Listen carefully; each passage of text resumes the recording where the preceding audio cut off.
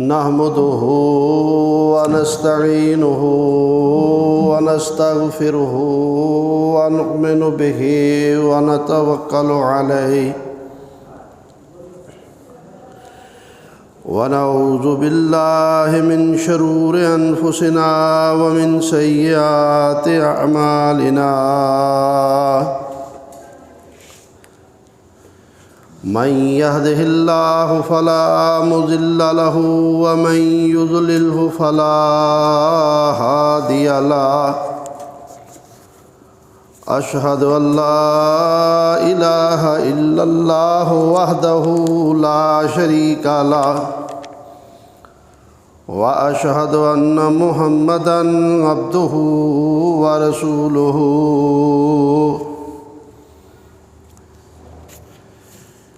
أما بعد فإن أحسن الحديث كتاب الله وخير الهدي هدي محمد صلى الله عليه وسلم شر الأمور محدثاتها وكل محدثة بدعة وكل بدعة ضلالة وكل ضلالة في النار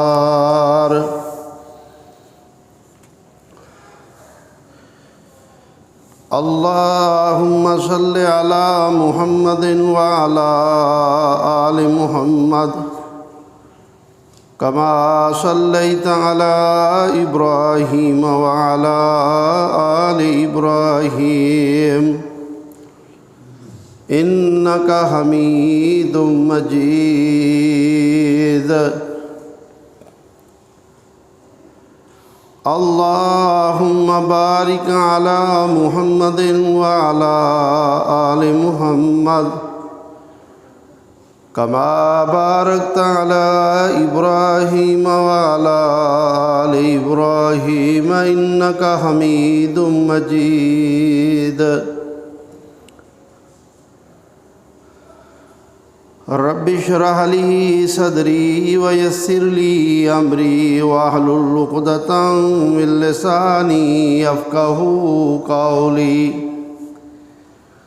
رب زدني علما رب زدني علما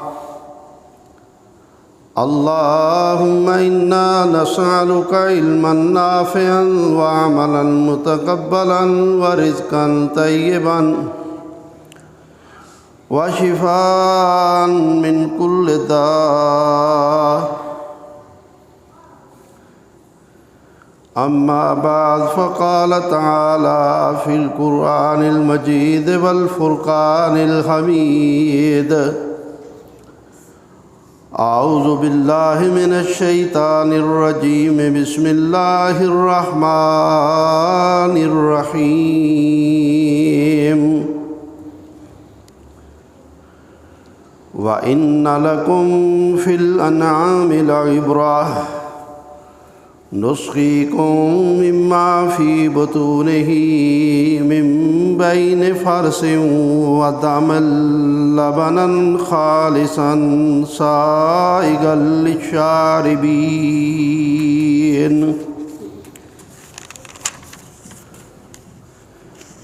ومن ثمرات النخيل والعناب تتخذون منه سخرا ورزقا حسنا إن في ذلك لآية لقوم يعقلون وأوحى ربك إلى النحل أن اتخذي من الجبال بيوتا ومن الشجر ومما يعرشون ثم كلي من كل الثمرات فاسلكي سبل ربك ذللا يخرج من بطونها شراب مختلف ألوانه فيه شفاء للناس إن في ذلك لآية لقوم يتفكرون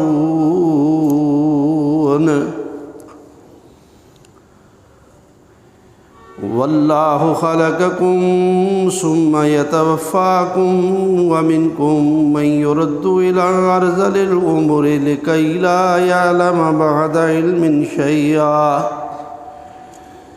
ان اللہ علیم قدیر۔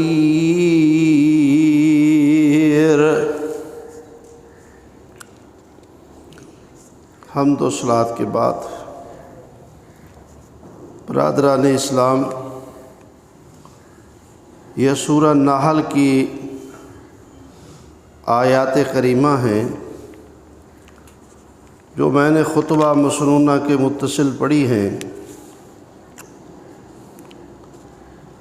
سورہ نحل میں اللہ تعالیٰ نے اپنی نعمتوں کا تذکرہ کثرت سے کیا ہے، اور اللہ تعالیٰ نے ان کے تذکرے سے اپنے بندوں کو خطاب کرتے ہوئے سمجھایا ہے۔ یہ اللہ تعالیٰ کی قدرت کی نشانیاں ہیں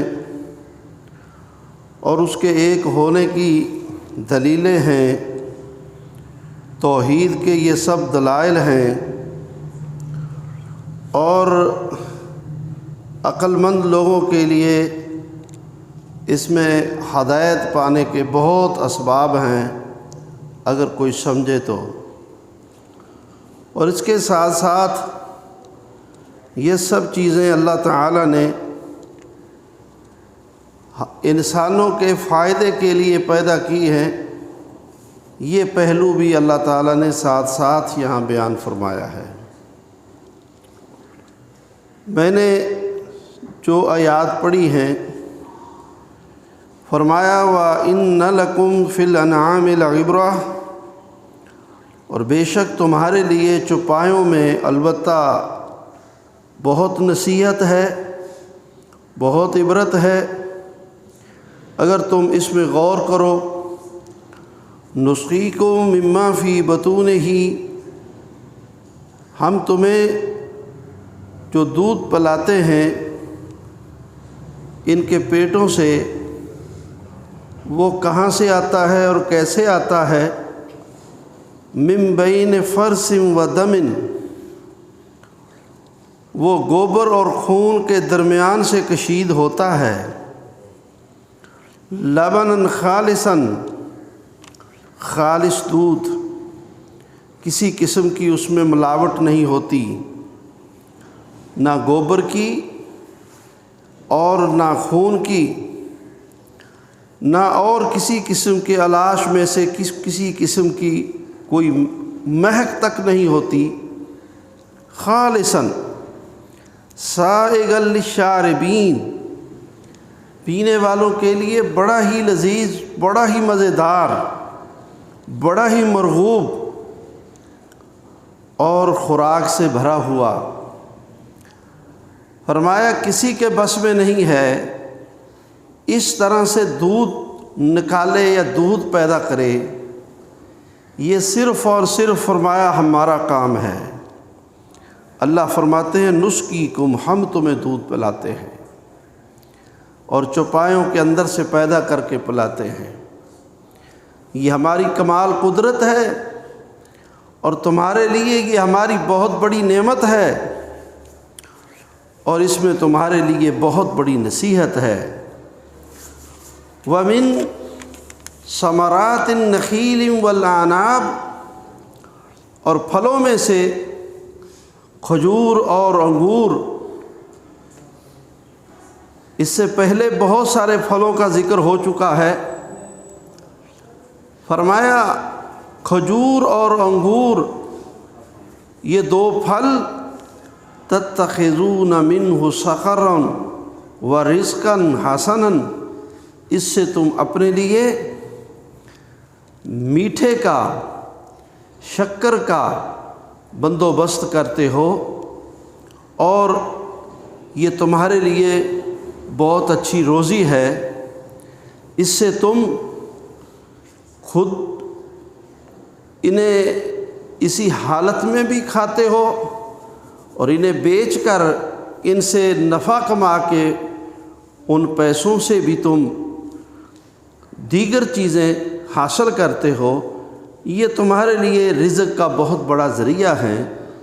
ان فی ذالک لآیۃ لقوم یعقلون، عقل مند لوگوں کے لیے اس میں اللہ کی قدرت کی نشانیاں ہیں۔ کھجور اور انگور اور دیگر پھل بھی غور کریں، مٹی ایک جیسی ہے، پانی ایک طرح کا لگتا ہے، جڑیں ایک جیسی مٹی میں ہیں، اور وہاں سے پھل اور فصلیں کتنی قسموں کی ہیں، کتنی شکلوں کی ہیں، اور پھر پھل کے اندر مٹھاس اور ذائقے، یہ کس کی کاریگری ہے؟ وفی کل شین لہو آیۃ تدل علی انہ واحد، ہر چیز میں اللہ کی ایک قدرت کی دلیل اور نشانی ہے جو یہ بات ثابت کرتی ہے کہ اللہ کی ذات ایک ہے، اس کا کوئی شریک نہیں ہے، یہ سب اسی کے اپنے کام ہیں۔ فرمایا وَأَوْحَىٰ رَبُّكَ إِلَى النَّحْلِ، اور تیرے رب نے شہد کی مکھی کی طرف یہ حکم نازل کر رکھا ہے، اللہ اس کی طرف وحی کرتا ہے، اللہ اس کی طرف الہام کرتا ہے، اللہ مکھی کے دل میں یہ القاء کرتا ہے، یہ حکم اس کے دل میں اتارتا ہے، ان اتخذی من الجبال بیوتا، پہاڑوں میں جا کر اپنے چھتے بنا، اپنے گھر بنا، ومن الشجر، اور درختوں کے ساتھ، ومما یارشون، اور دیگر چڑھی ہوئی بیلوں کے ساتھ، یا کوئی بھی اونچی جگہ وہاں پر جا کر چھتا بنا، ثم کلی من کل ثمرات، پھر ہر قسم کے پھلوں میں سے جا کر کھا، ان کے پھولوں سے شہد چوس، ان کے پھلوں سے شہد چوس، مٹھاس چوس، اسے جمع کر، فصلوں کی سبل ربک ذللا، اور تیرے رب نے تیرے لیے راستے متعین کیے ہوئے ہیں، ان راستوں کے اوپر سے چل، باغات اور درختوں میں پہنچ، وہاں سے شہد اکٹھا کر کے پھر اپنے چھتے میں پہنچ۔ اس آیت کی تفسیر میں مفسرین لکھتے ہیں کہ اللہ تعالیٰ شہد کی مکھی کو محفوظ راستے کا حکم دیتا ہے اور اسے بتاتا ہے کہ یہ راستہ تیرے لیے محفوظ ہے، اور جس راستے سے وہ جاتی ہے اسی راستے سے وہ واپس آتی ہے۔ فرمایا تیرے لیے وہ متی راستے ہیں، تو شہد جمع کر میرے بندوں کے لیے۔ اللہ اکبر۔ فرمایا کیسا ہے وہ؟ یخرج من بطونہا شراب، پھر وہ پینے والی شہد نکلتی ہے، مختلف الوانہ، وہ پینے والی چیز جس کے مختلف رنگ ہیں، فیہ شفاء للناس، خوراک بھی، مٹھاس بھی، اور اس میں شفا بھی، شفا لوگوں کے لیے۔ ان فی ذالک لآیۃ لقوم یتفکرون، اس میں اللہ کی قدرت کی نشانیاں ہیں اس قوم کے لیے جو غور و فکر کرے، جو غور و فکر کرے۔ اللہ اکبر کبیرہ۔ شہد کے اندر اللہ تعالیٰ نے شفا رکھی ہے، اور اسی طرح قرآن میں فرمایا ما ننزل من القرآن فہو شفاء، ہم نے قرآن جو بھی اتارا ہے، جتنا اتارا ہے، یہ بھی لوگوں کے لیے شفا ہے۔ جب کوئی قرآن کو شفا کی نیت سے پڑھتا ہے تو اللہ تعالیٰ اس کو بیماریوں سے شفا عطا فرماتا ہے۔ پڑھ کر دوسروں کو دم بھی کیا جا سکتا ہے، لیکن بہتر بات یہی ہے کہ خود پڑھیں۔ روحانی، جسمانی، ہر قسم کی بیماریوں سے حصول شفا کی نیت سے پڑھیں تو شفا ملے گی، حصول رزق کی نیت سے پڑھیں تو رزق ملے گا، اور اللہ کا قرب اور اللہ تعالیٰ کی خوشنودی اور اللہ کو خوش کرنے کی نیت سے پڑھیں گے تو اللہ راضی ہوگا۔ اللہ کے نبی صلی اللہ علیہ وسلم نے فرمایا کہ ایک شخص قرآن پڑھ رہا ہے اور ایک اپنے لیے دعا کر رہا ہے، قرآن پڑھنے والے کو اللہ تعالیٰ دعا کرنے والے سے زیادہ عطا فرما دیتا ہے۔ اللہ اکبر کبیرہ۔ قرآن شفا ہے، اور قرآن میں اللہ فرما رہا ہے کہ شہد کے اندر اللہ تعالیٰ نے شفا رکھی ہے، اور یہ بہت بڑی خبر ہے بندوں کے لیے۔ شہد کا استعمال نبی کریم صلی اللہ علیہ وآلہ وسلم نے فرمایا کہ جو شخص، یہ حدیث غور سے سن لے، کہ جو شخص مہینے میں 3 دفعہ شہد کھا لیتا ہے، شہد کی تھوڑی مقدار 3 دفعہ چاٹ لیتا ہے یا کھا لیتا ہے جیسے کھانا کھاتے ہیں، تو اسے کوئی بڑی بیماری نہیں لگے گی۔ اللہ اکبر۔ اللہ تعالیٰ نے اس کے اندر اتنا تحفظ رکھا ہے، فرمایا کہ اسے کوئی بڑی بیماری لاحق نہیں ہوگی، اور جب بیمار ہونے پہ کوئی کھائے تو پھر بھی اسے شفا ملے گی۔ یہ نہیں ہے کہ بیمار ہونے پہ کھایا تو پھر اسے شفا نہیں ملے گی۔ جیسا کہ حدیث کے الفاظ ہیں، نبی کریم صلی اللہ علیہ وسلم کے پاس ایک شخص آیا، جاء رجل الی النبی صلی اللہ علیہ وسلم فقال ان اخی استطلق بطنہ، اے اللہ کے نبی صلی اللہ علیہ وسلم، میرے بھائی کا پیٹ خراب ہے اور اس کے پیٹ میں بہت تکلیف ہے، اسے پیچس لگے ہوئے ہیں۔ فقال رسول اللہ صلی اللہ علیہ وسلم اسقہ عسلا، آپ نے فرمایا اس کو جا کر شہد پلاؤ۔ فسقاہ، شہد پلایا۔ ثم جاء، وہ بندہ پھر آیا، فقال سقیتہ فلم یزدہ الا استطلاقا، پھر آیا اور کہتا ہے اللہ کے رسول زیادہ ہو گیا ہے، پہلے سے پیچس زیادہ ہو گئے۔ فقال له 3 مرات، وہ 3 دفعہ آیا، 3 دفعہ ہی آپ نے فرمایا اسے جا کر شہد پلاؤ۔ ثم جاء الرابعہ، پھر 4تھی دفعہ آیا، کہتا ہے اللہ کے نبی اس کو بہت تکلیف ہے، فرمایا اسقہ عسلا، اس کو شہد پلاؤ۔ فقال لقد سقیتہ فلم یزدہ الا استطلاقا، تو میں نے اس کو پلایا لیکن پھر اس کی تکلیف اور بڑھ گئی۔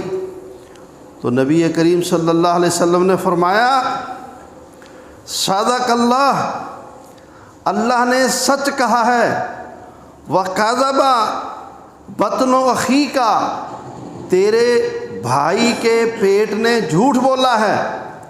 اللہ نے قرآن میں کہا ہے کہ اس میں لوگوں کے لیے فیہ شفاء للناس، اور تو کہتا ہے کہ اس کی تکلیف ٹھیک نہیں ہوئی، تیرے بھائی کا پیٹ جھوٹ بولتا ہے۔ فسقاہ فبرع، اسے مسلسل شہد پلاتے رہے تو وہ تندرست ہو گیا، اللہ تعالیٰ نے اس کو شفا عطا فرما دی۔ الحاصل میرے بھائیوں، شہد کے اندر اللہ تعالیٰ نے اپنے بندوں کے لیے شفا رکھی ہے، اور یہ پہلو، اللہ اکبر، سورہ نحل میں اللہ تعالیٰ نے یہ نعمتیں بیان فرمائی ہیں، اور اللہ نے یہ اپنی قدرت کی دلیلوں کے طور پہ بیان فرمائی ہیں، اور اس کے فوائد بھی بیان فرمائے ہیں، اور اس میں عقل مند لوگوں کو دعوت فکر بھی دی ہے۔ یہ سب چیزیں اس سورہ کے اندر اللہ تعالیٰ نے ذکر فرمائی ہیں، اور غور و فکر کا حکم دیا کہ لوگوں اللہ کی پہچان کر لو اور اللہ کی طرف آ جاؤ۔ اور جو فوائد کا پہلو ہے تو اس میں آپ دیکھیں کہ ہماری شریعت کتنی جامع ہے کہ اس میں سب چیزیں بتائی جاتی ہیں، سب چیزیں بیان کی جاتی ہیں۔ نبی کریم صلی اللہ علیہ وآلہ وسلم نے جہاں پر لوگوں کو عقیدہ سکھایا، عبادات سکھائیں، وہاں پر معاملات بھی سکھائے، اور اسی طرح معاملات زندگی کے ساتھ ساتھ آپ صلی اللہ علیہ وسلم نے اپنی امت کو یہ بھی سکھایا تم نے غسل کیسے کرنا ہے، وضو کیسے کرنا ہے، تم نے کپڑے کیسے پہننے ہیں، تم نے حجامت کیسے بنانی ہے، یہاں تک بتایا کہ تم نے اس طریقے سے سونا ہے اور اس طریقے سے جاگنا ہے۔ اور پھر اسی طرح انسان ہیں، بیمار ہو جاتے ہیں، طب بھی بتائی، علاج بھی بتائے، اور ان چیزوں کی نشاندہی فرمائی کہ اگر تمہیں تکلیف ہو جائے تو پھر ان چیزوں کو تم استعمال کرو، یہ چیزیں تم کھاؤ۔ اللہ اکبر! پڑھنے کے لیے بھی بتائیں، دعائیں بتائیں، قرآن سکھایا، اور کھانے کے لیے بھی سکھائیں۔ یہ ہے ہمارا دین، جامع صفات کا حامل، جامع کمالات کا حامل، کسی قسم کی کمی نہیں، کوئی پہلو تشنا نہیں چھوڑا گیا ہے۔ اللہ اکبر کبیرہ! جو لوگ دینی تعلیمات کو محض اس حد تک سمجھتے ہیں کہ اس میں تو صرف پرانی باتیں ہیں اور زیادہ سے زیادہ بس یہ مسجد میں آنے تک کے لیے ہے، نہیں میرے بھائیوں، نہیں میرے بھائیوں، یہ ایک پہلو ہے عبادات کا۔ ایک انسان جہاں ہو، جس حال میں ہو، ہر موقع کی تعلیمات کتاب و سنت کے اندر دی گئی ہیں، ہر چیز کی تعلیمات کتاب و سنت کے اندر دی گئی ہیں۔ کاش کہ ہم غور کے ساتھ اللہ کی کتاب کو پڑھیں اور محمد الرسول اللہ صلی اللہ علیہ وسلم کی تعلیمات کو پڑھیں، تو یہ حصول شفا کا پہلو، اس میں بھی باقاعدہ طور پہ قرآن کے اندر آیات ہیں، حدیث کے اندر جس طرح نماز، روزے، حج، زکوٰۃ کے ابواب ہیں، اسی طرح طب کے بھی ابواب ہیں۔ آپ صلی اللہ علیہ وسلم نے فرمایا ما انزل اللہ داء الا انزل لہ شفا، جو بھی بیماری اللہ نے اتاری ہے اس کے لیے اللہ تعالیٰ نے علاج اور شفا وہ بھی ساتھ نازل کی ہے۔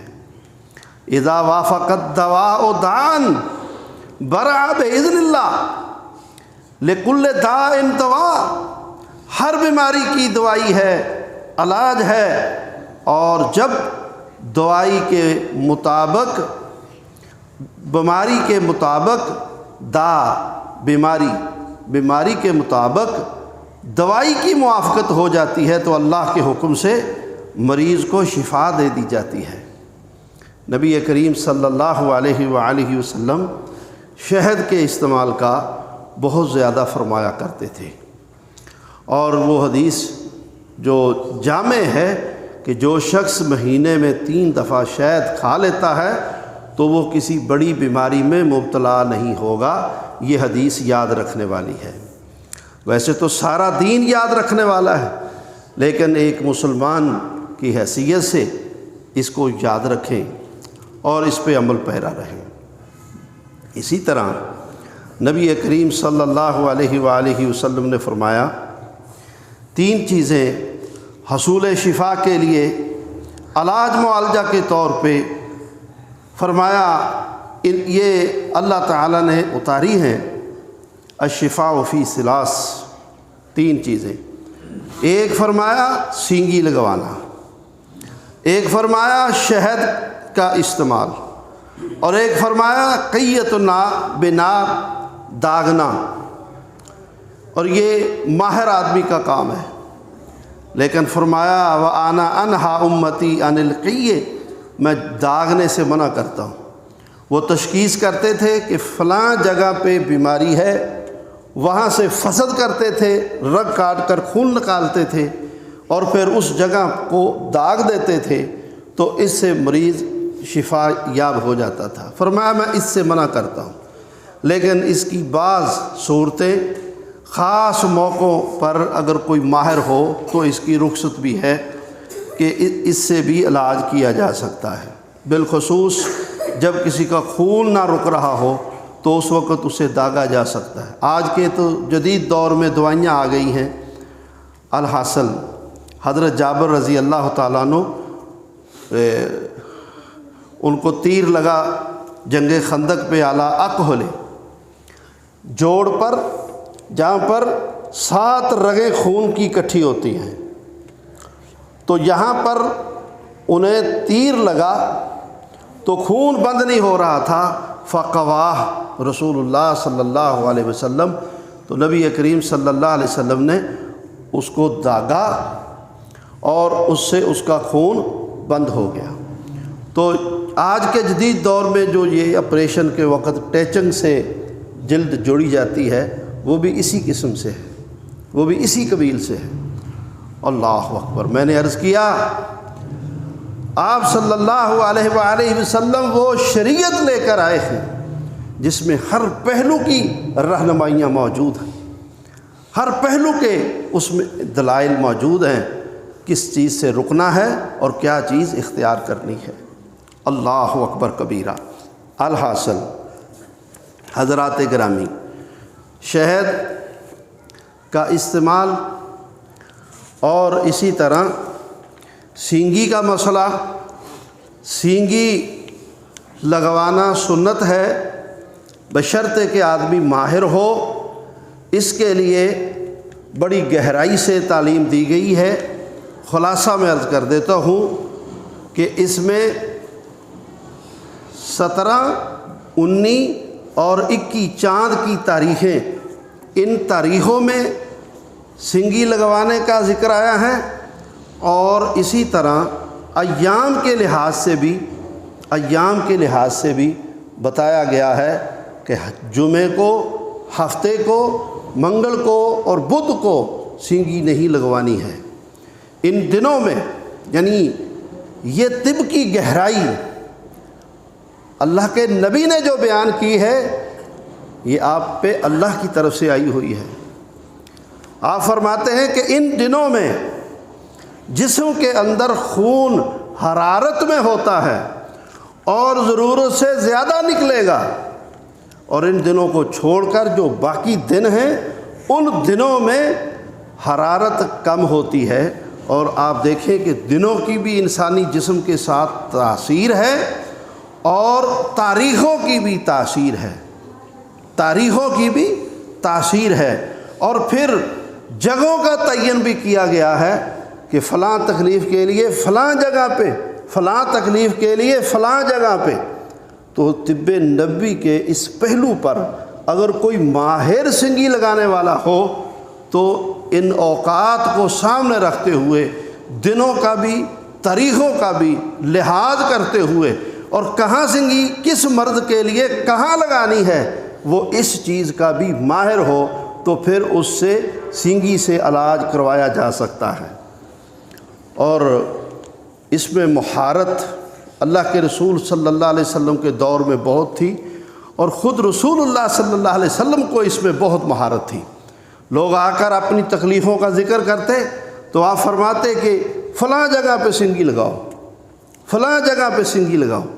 تو الحاصل یہ بھی ایک طریقہ علاج ہے جس کی اجازت دی گئی، اور بتایا گیا کہ اس کے اندر اللہ تعالیٰ نے شفا رکھی ہے، جیسے شہد کے اندر شفا رکھی ہے۔ علاوہ ازیں کچھ خاص جڑی بوٹیوں کے حوالے سے بھی نبی کریم صلی اللہ علیہ وآلہ وسلم نے اپنی امت کو آگاہ فرمایا ہے۔ ابو ہریرہ رضی اللہ تعالیٰ عنہ کہتے ہیں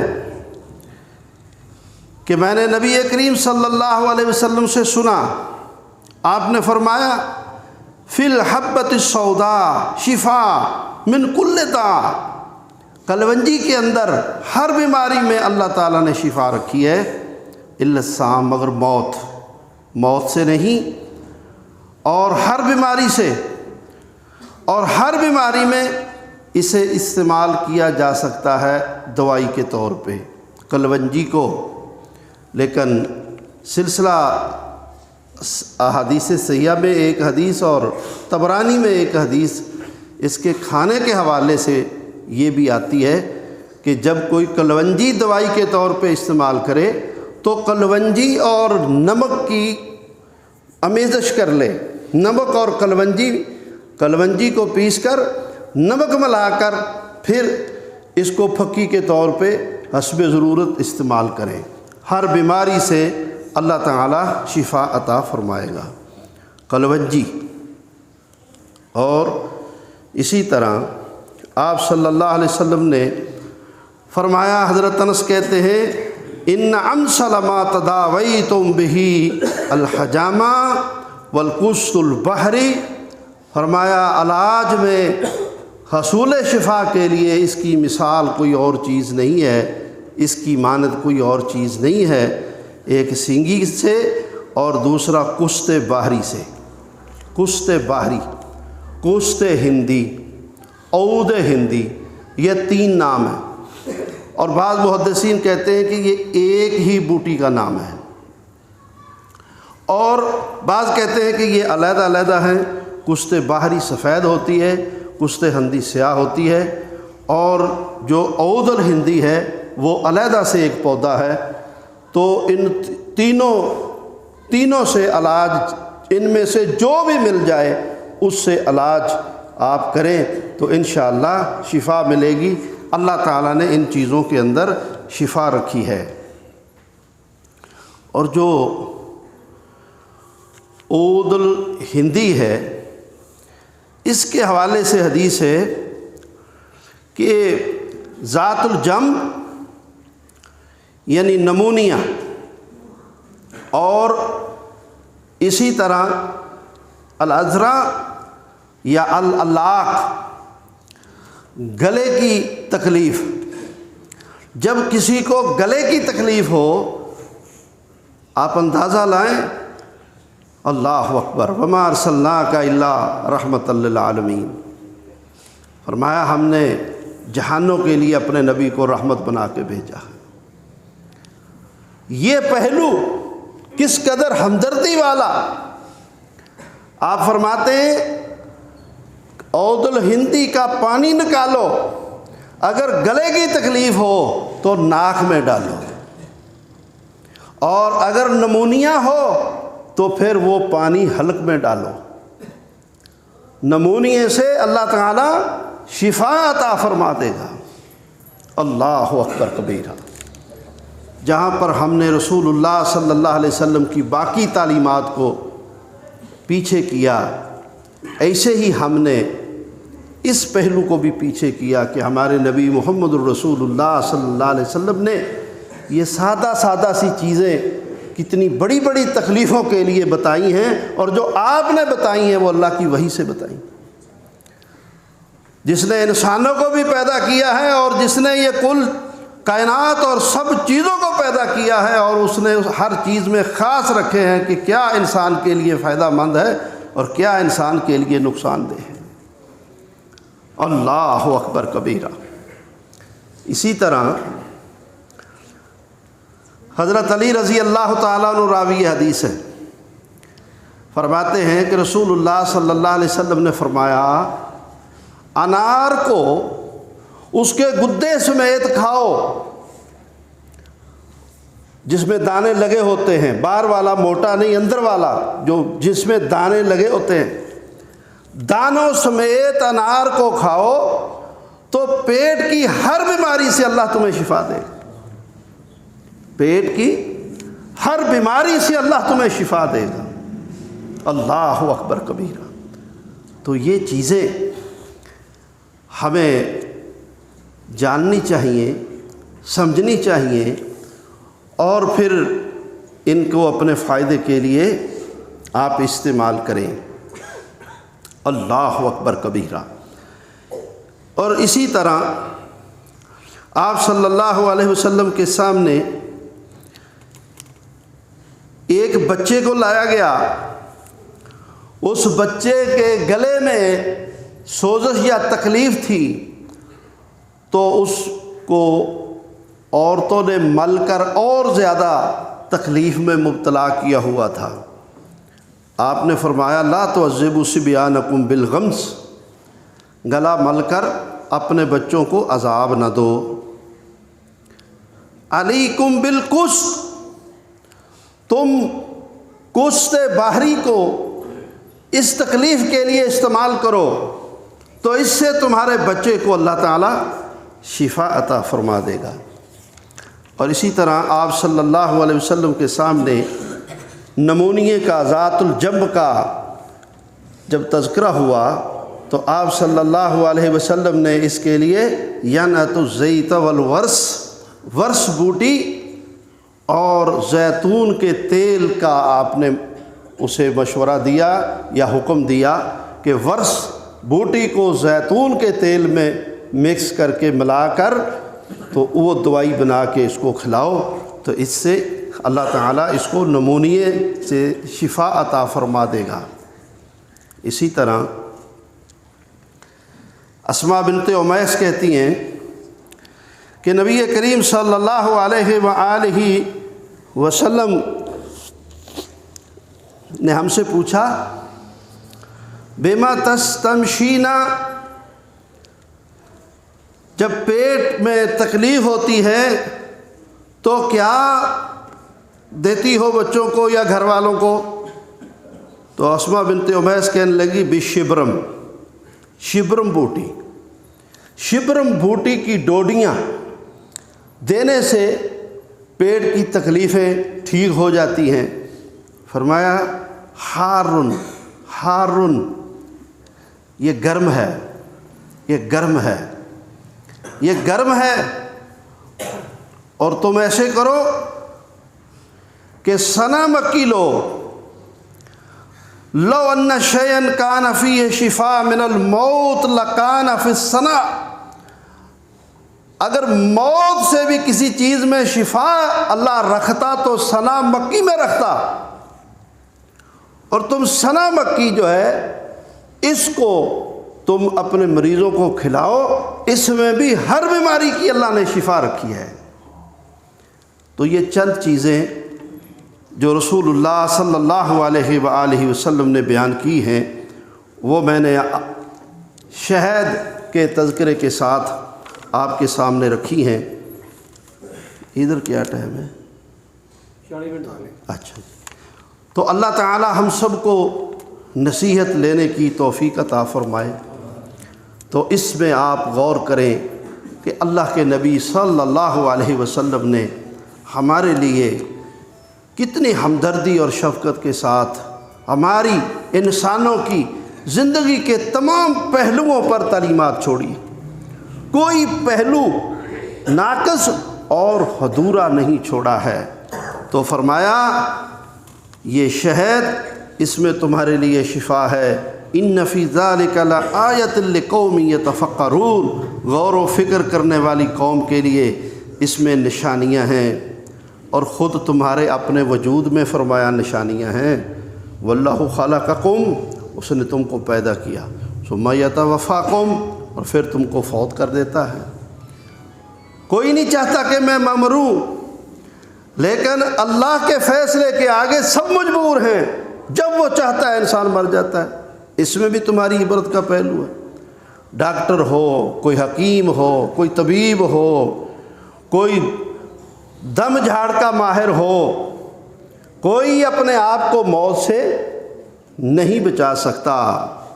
فرمایا دوسرا پہلو وَمِنْكُمْ مَنْ يُرَدُّ إِلَىٰ أَرْذَلِ الْعُمُرِ لِكَيْ لَا يَعْلَمَ بَعْدَ عِلْمٍ شَيْئًا، مختلف زندگیاں رکھی ہیں اللہ تعالیٰ نے، بچپنے میں بھی لے جا رہا ہے، جوانی میں بھی لے جا رہا ہے، اور کئیوں کو بوڑھا کر دیتا ہے، اور جن کو بوڑھا کر دیتا ہے تو ایسے کر دیتا ہے ان کو اپنی زندگی کی ساری تعلیم بھی بھول جاتی ہے، سارے واقعات بھی بھول جاتے ہیں، سب جاننے کے باوجود ایسے ہو جاتا ہے جیسے اس کو کچھ بھی پتہ نہیں۔ ان اللہ علیم قدیر، بے شک اللہ ہی جاننے والا اور وہی قدرت والا ہے۔ اللہ پاک سے دعا ہے ہمیں کامل مسلمان بننے کی توفیق عطا فرمائے اور شریعت مطہرہ کے مطابق چلنے کی توفیق عطا فرمائے۔